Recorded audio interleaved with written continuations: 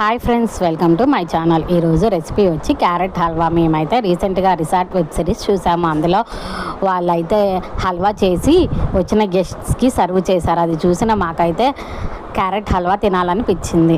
మరి ఇంకెందుకు ఆలస్యం అనే ప్రాసెస్ అయితే స్టార్ట్ చేసాము. ముందుగా అయితే క్యారెట్ పైన చెక్క అంతా క్లీన్గా తీసేసి కడిగిన తర్వాత నీట్గా తురిమి పెట్టుకోవాలి.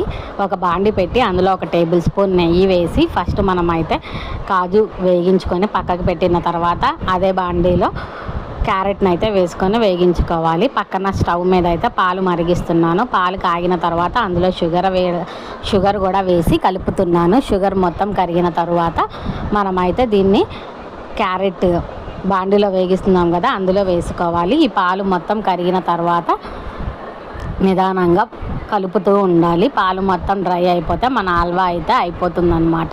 చూసారా ఎలా పొంగొస్తుందో? ఇలా కలుపుతూ ఉండాలి.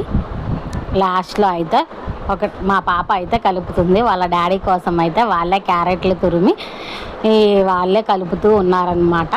మొత్తం వాళ్ళే చేశారు. నేను పక్క నుండి గైడెన్స్ అయితే ఇచ్చాను. లాస్ట్లో 1 టేబుల్ స్పూన్ గీ మనం ముందుగా వేగించి పెట్టుకున్న కాజు వేసి ఇంకొంచెం అయితే ఉడకాలి. పాలగా ఉంది కాబట్టి ఇంకైతే మన హల్వా అయితే రెడీ అయిపోయింది. Thank you for watching friends.